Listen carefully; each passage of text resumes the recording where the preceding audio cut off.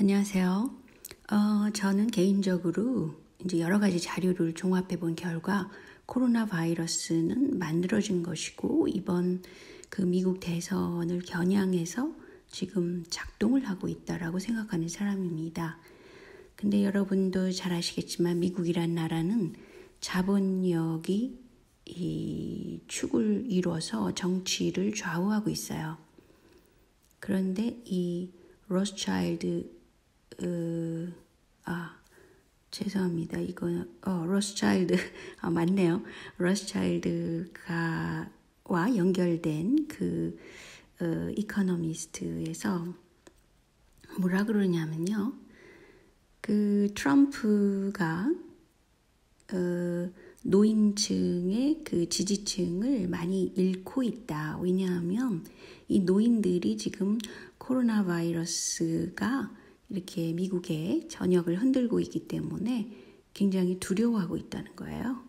그런 것을 제가 이상하게도 이 뉴스가 자주 제 눈에 띄더라고요. 이분들이 일부러 저를 겨냥한 건 아니겠죠? 아무튼 현재 상황이 그렇다면 민주당 후보가 제가 좋아하지는 않지만 전혀 그 사람이 차기 대선에 될 수도 있겠더라고요. 왜냐하면 이코노미스트라는 건 자본력을 움직이는 힘이 저렇게 스피커가 돼 있기 때문입니다. 근데 한국의 자본력은 어디에 주로 가 있을까 한번 생각해 보니까요. 기존에 과거에 민정당, 한나라당, 자한당, 미통당 이렇게 연결되고 있어요. 그런데 이상하게도 신천지와 이렇게 왼쪽에 보시면은 그 엠블렘이나 그런 상징성이 상당히 비슷하네요. 제가 오늘 이거 발견하고 깜짝 놀랐습니다. 근데 과거에 그 민정당하고도 이렇게 연관성이 있다는 거는 상당히 그 오랜 동안 그 관계를 하고 있다는 겁니다. 그런데 이제 제가 그 곽상도 의원인가요? 지금은 그 사람이 이제 박근혜 때 초대 민정수석이었잖아요. 그런데 이제 이 사람이 있었을 때도 그 사기 대출 사건이 있었다고 그래요. 1조 8천억 원대니까 상당히 크죠. 그런 사건에 뭐 연루된 그런 것도 있고 그런데 그 당시 이 액수는 지금 생각하면 굉장히 크죠. 그 액수가. 그리고 이 곽상도라는 사람은 신천지 농장 소유 임야를 가지고 무슨 공동담보 형식으로 근저당 설정을 해주고 나중에는 이것을 풀어주게 되는데 이 채권 최고가가 최고액이 1억 6,700만 원짜리였다 그래요. 이게 2009년도에 일어난 거라 그럽니다. 그러니까 한국은 그 돈과 연루돼서 이 정치권이 항상 이렇게 종교와 또 결합되어 있는 상태예요. 뭐 이명박은 여기서 탈피할 수 없었겠죠. 마찬가지로. 그래서 신천지 신도들을 향해서 막 얘기를 막 했어요. 뭐 새 나라를 뭘 하겠다 그랬던가 뭐 그런 연설을 하니까 막 이렇게 사람들이 이명박 거리고 막 그랬다는 거죠. 뭐라 그랬냐면 세계가 부러워하는 신천지를 만들겠다. 뭐 이런 말을 하고 4대강을 추진하고 뭐 이랬을 때 이만희 총회장을 만났다는 거예요. 그래서 이제 물론 신천지의 경우는 돈도 많고 또 그 친인척 가운데 유명 인사가 있으면 신도들 중에 그러면 그 정보를 종합해가지고 완전히 그 한국 사회의 영향력을 확장하기 위한 수단으로 이런 명단을 특별 관리하고 있다고 그러네요. 이게 전산이 그런 게 있대요. 좀 끔찍하지 않아요? 근데 한국에서는 그 소위 우파 스피커들이나 우파 정당들이 상당히 그 기독교 쪽인 사람들이 많잖아요. 그런데 이렇게 이단 신천지와 손을 잡고 그 정치권에 연관돼 있다는 것은 글쎄요, 참 불행한 일이죠. 그거는 개신교 교리에도 어긋나는 일이잖아요. 그래서 이거 저 참 이상하게 생각합니다. 물론 이 정치권과 종교가 결합하는 과정이 뭐 다양한 형태로 일어날 수 있지만 지금 현재 신천지의 경우는 중국에 그 교세 확장을 위해서 가 있다가 한국으로 그걸 가져왔단 말이죠. 그 사이에 그 코로나 바이러스를 가져온 셈이죠. 그래서 도대체 이 신천지가 한 일이 과연 진짜로 뭘까? 누가 이거를 파악할 수 있을까? 굉장히 저는 궁금하거든요. 그래서 기독교세가 만약에 개신교세가 한국의 우파를 중심축을 잡으려면 일단 이런 이단 종교랑은 멀리해야 되는 거 아니겠어요? 그런 생각이 들더라고요. 그리고 지금 신냉전 체제 하에서 있지만 그 VOA 에서 이게 이제 친미적인 뉴스를 내보내는 거잖아요. 그런데 거기에는 전 미국 이게 아마 미국에 있는 북한 위원회 국장이라는 사람이 있나 봐요. 북한의 결핵 환자들이 너무 많았는데 국경 봉쇄로 큰 문제가 있다. 그래서 글로벌 펀드가 있는데 작년에 대북 지원 재개를 결정했다. 이렇게 얘기를 하는 거예요. 이게 뉴스가 7월 16일자입니다.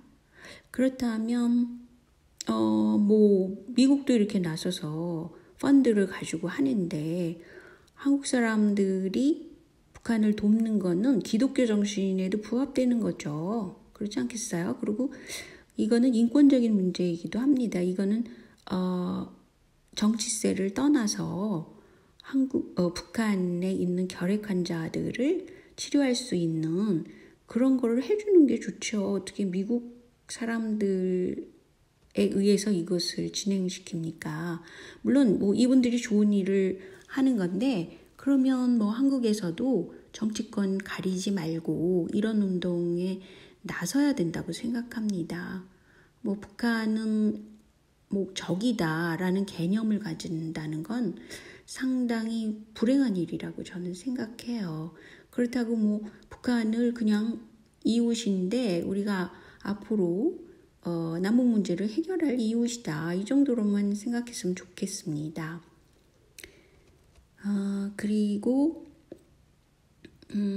그 백선엽 장군 이분이 다부동 전투에서 승리를 했다고 그러시는데 그 당시에 굉장히 긴 낙동강 전선이 있었대요. 240km라고 합니다.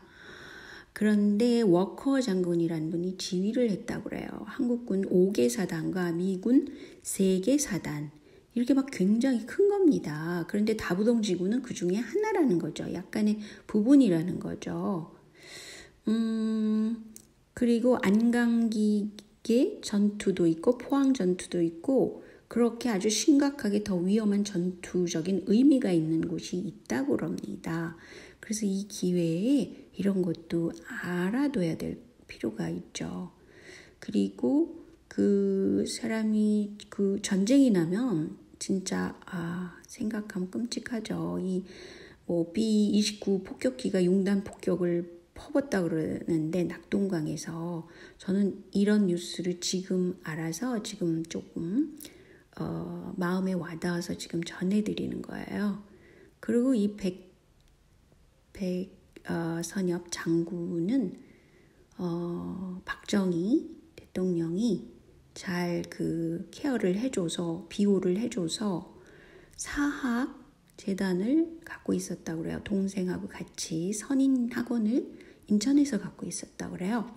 그래서 부정 입학을 막 시켜가지고 그 돈을 굉장히 많이 벌었다고 그럽니다. 그래서 청빈한 생활이 결코 아니고 강남에 건물이 2천억 원대가 하나 있다고 합니다. 그래서 지금은 무슨 뭐 아들과 소송을 벌이는 것까지 막 나타나고 그런다 그럽니다. 그러니까 이런 그 자세한 것들을 많은 그 우파 지지자도 모르고 뭐 그렇잖아요. 그래서 이런 것을 그냥 까놓고 다 아는 게 좋다고 생각합니다. 제 생각에는. 그리고 어떤 분이 이 부분에 대해서 썼는데 그 과거에 일본군 출신 장교라서 무조건 척결을 해서는 안 된다. 당시에 그냥 뭐 먹고 사는 게 힘들어서 일본군을 자원해서 갔을 수도 있고 여러 가지 이유가 있잖아요. 그런데 이제 백 장군의 경우는 본인이 자원해서 간도 특설대로 갔다는 거예요. 그렇다면 지금은 역사가 지금 나중에 흘러서 간도 특설대라는 것이 얼마나 끔찍한 만행으로 왜 사람 목을 칼로 베는 장면이 바로 이 간도 특설대라는 거죠. 그게 이제 우리 한국인의 조상인 조선 사람을 죽이는 모습을 하고 있어요. 간도 특설대라는 게 그렇게 끔찍한 겁니다. 그런데 이제 그런 경우에 입증된 사실에 의거해서 자기가 이제 간도 특설대에 갔지만 그것은 나중에 생각해 보니까 한국 사람으로선 소위 우파잖아요. 우파 보수세라는 것은 자국 중심이 돼야 된다는 것이죠. 그 당시에는 일본이 지배를 했기 때문에 그렇다. 그럼 뭐 세월이 흘러서 이제 미국으로서는 행정부나 군인들 이런 사람들을 고용은 아니지만 채용을 할 때 그 일제 시대에 있던 사람들을 그대로 임명을 했죠. 그래서 결국은 일본군을 위해서 일하던 이 분이 또다시 그 미군을 위해서 장군이 된 거나 마찬가지죠. 이런 역사를 보면 상당히 서글프고 어떻게 보면 이런 역사를 있는 그대로 사실에 입각해서 보는 그런 눈이 필요하다고 생각합니다. 그러니까 제가 말하고 싶은 것은 두 가지입니다. 우파 지지층이나 우파 스피커들에게 말하고 싶은 거는 첫째는 사이비 기독교를 같이 가서는 안 된다는 겁니다. 개신교를 위한다 그러면서 어떻게 그럴 수가 있습니까? 그리고 또 한 가지는 백선엽 장군이 비록 전투에서 이겼다 하더라도 그 사건이 있을 때까지